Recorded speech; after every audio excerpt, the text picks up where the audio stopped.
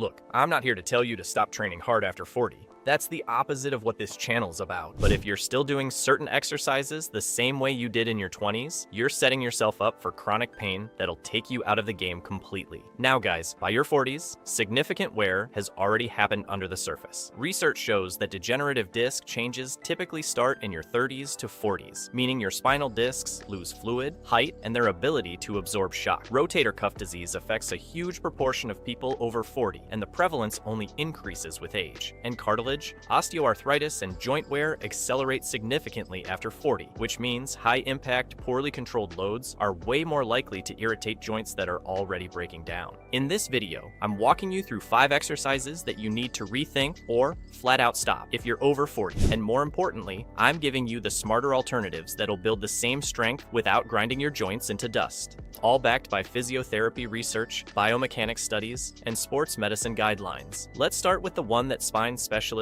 have been warning about for years. Exercise 1. Sit-ups and crunches. If you're still doing high-rep sit-ups or weighted crunches for your core, we need to talk. Here's the problem. These exercises involve repeated loaded spinal flexion, meaning you're bending your lumbar spine under tension over and over again. Now, a little spine flexion isn't the end of the world, but when you're doing it repetitively with load, that's when things go sideways. Research from spine biomechanics expert Dr. Stuart McGill shows that traditional sit-ups can impose around 3,300 newtons of compression on your lumbar spine. That's close to the National Institute for Occupational Safety and Health's action limit for low back compression, the threshold above which injury risk starts climbing. And it gets worse. That repetitive flexion under load increases disc pressure and can provoke or worsen disc bulges and herniations. In fact, spine clinicians and pain specialists now routinely tell patients with low back pain to avoid sit-ups and crunches entirely because they tend to aggravate symptoms while offering zero unique benefit over safer core exercises. Given that disc degeneration and reduced disc resilience are common from the 40s onward, constantly ringing your spine with heavy crunch volume is a terrible trade-off. So what do you do instead? You train your core for what it's actually designed to do. Stabilize your spine, not repeatedly flex it. Enter the McGill Big 3, the curl up, side plank, and bird dog. These were developed by Dr. Stuart McGill specifically to maximize core stability while minimizing spinal load. Bird dog and side plank, in particular, have strong evidence for activating your deep core stabilizers, your transversus abdominis, internal obliques, and lumbar multifidus, with very low compressive stress. Clinical and EMG data show that bird dog and side plank are especially effective for deep core activation and spinal stability, and they're commonly prescribed for people dealing with low back issues. You can build a stronger, more protective core for life after 40 without grinding your discs every single rep. So ditch the crunches. Do the big 3 instead. Exercise 2, heavy barbell back squats. Now, I'm not saying barbell back squats are evil. They're not, but for a typical over 40 male, desk job, stiff hips and ankles, forward head posture, rounded upper back, they're a high-skill, high-cost exercise. Here's what the research tells us. Age-related postural changes like forward head posture, thoracic kyphosis, and reduced shoulder range of motion can cause compensatory excessive lumbar lordosis when you put a bar behind your neck. Translation? Your lower back arches too much to compensate, which increases stress on the lumbar spine. Clinical guidance for older adults emphasizes that common squat errors, lumbar hyperlordosis, knee caving inward, increase injury risk significantly. The recommendation? Start with box squats and more controlled squat variations before you even think about progressing to full-depth back squats. And remember, disc degeneration and facet joint stress become more prevalent after 40. So if you're loading your spine heavily with a barbell when your hip mobility, ankle mobility, and core control are poor, you're writing a prescription for chronic low back pain. The real issue isn't the squat pattern itself. It's ego loading a technically demanding bar position that your joints and posture just don't support anymore. But here's the good news. You don't need a bar across your spine to build strong legs in your 40s.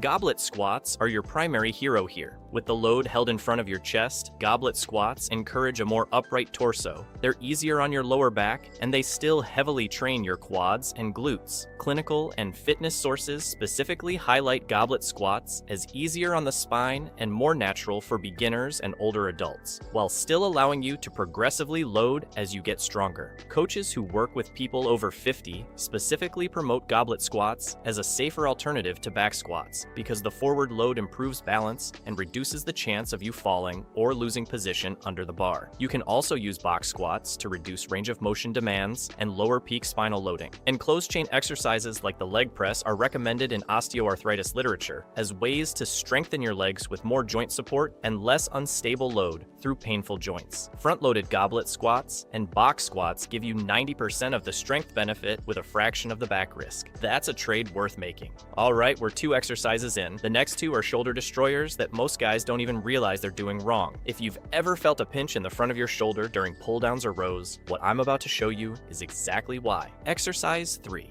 Behind the neck, lat pull-downs and presses. This one's a classic gym mistake. Behind the neck variations force your shoulder into extreme abduction and external rotation, with your neck flexed forward. From a biomechanical and clinical standpoint, this is exactly the kind of position that over 40 shoulders do not love. A physiotherapy review notes that behind the neck pull-downs place the shoulder in end-range external rotation and abduction, which increases stress on the inferior glenohumeral ligament and demands very high stabilization from your rotator cuff. The same source calls behind the neck pull-downs potentially dangerous and always unnecessary, highlighting the added risk of cervical spine trauma when the bar strikes your neck, plus the promotion of poor posture, that forward head position. Additional research on pull-down variations reports that front pull-downs are biomechanically safer and that behind the neck versions offer no additional lat activation. They just reduce comfort and increase risk. The authors flat out recommend avoiding them. And here's the kicker. Rotator cuff disease and tears increase steeply after 40. Rotator cuff pathology affects a significant proportion of people over 40 and is considered a normal consequence of aging. So why would you load that already vulnerable tissue in a compromised position? The smarter alternative, front lat pull-downs with a neutral or shoulder width grip. EMG research shows similar or better lat activation with front pull-downs compared to behind the neck, without forcing your shoulder into that extreme external rotation. Perform them with a slight lean back, pull the bar to your upper chest, and you'll get better scapular mechanics and a more natural shoulder position.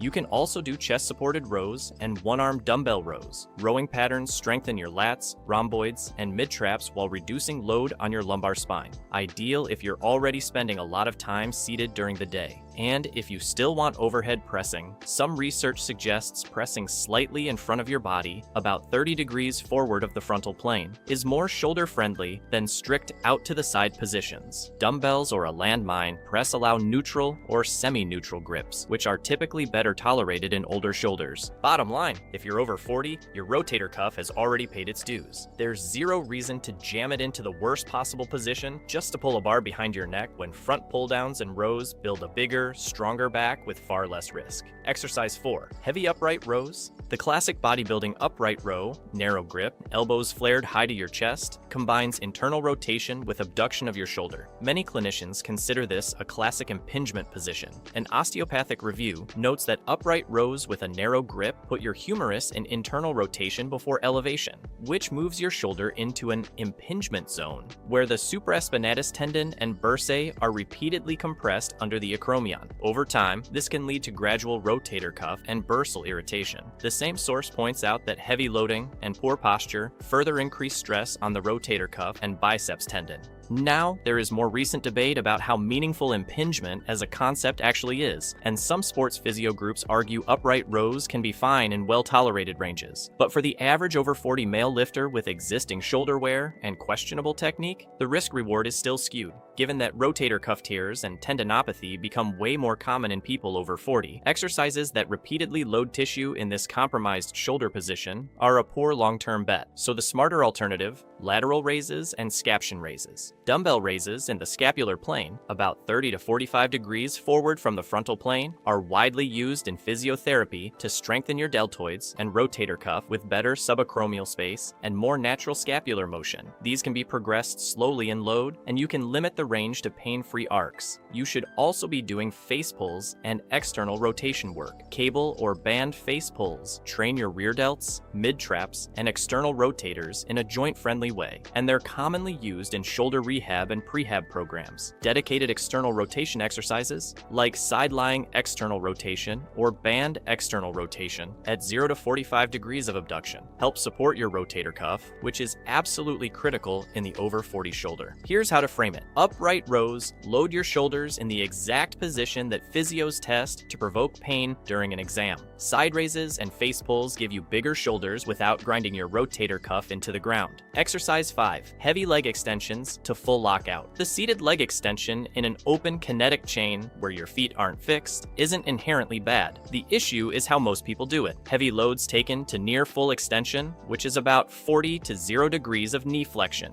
This creates a few biomechanical problems. Biomechanics research reports that in open chain knee extension, near terminal extension, that 40 to 0 degree range, quadriceps force can be 3 to 4 times greater, which results in higher anterior tibial shear and increased strain on your ACL. Patellofemoral joint reaction and compressive forces are significantly greater between about 50 and 0 degrees during open chain leg extension than during comparable closed chain exercises. With less contact area and higher forces, your patellofemoral joint is way more susceptible to irritation when you're loading heavy near lockout. And older adults are more likely to have patellofemoral cartilage wear and osteoarthritis, which respond very poorly to high shear and compressive loads in this range. So if you're a man over 40 with any hint of anterior knee pain or early osteoarthritis, hammering heavy top range leg extensions is usually one of the quickest ways to irritate the joint. The smarter alternative: goblet squats, split squats, and step-ups. Closed chain exercises distribute force across multiple joints and share the load with your hips, rather than concentrating everything at your patellofemoral joint. Variations like goblet squats, Bulgarian split squats, and step-ups let you control depth and track your knee over your toes in a pain-free range. The leg press is another great closed chain option where you can limit depth to what your knees can tolerate while still loading your quads hard. Now, if you still want to use leg extensions, the evidence suggests low load extensions in the 90 to 40 degree range, avoiding that last 40 degrees to lockout, are safer and produce less ACL strain and patellofemoral stress. So the leg extension machine isn't evil, but heavy lockout reps are like sandpaper on already worn cartilage. Use squats, split squats, and smart leg press work instead. Your knees will last a lot longer. All right, let's recap the 5. Number 1, ditch the sit-ups and crunches. Do the McGill Big 3 instead. Curl up, side plank, bird dog. Number 2, swap heavy barbell back squats for goblet squats and box squats if your mobility and posture aren't dialed in.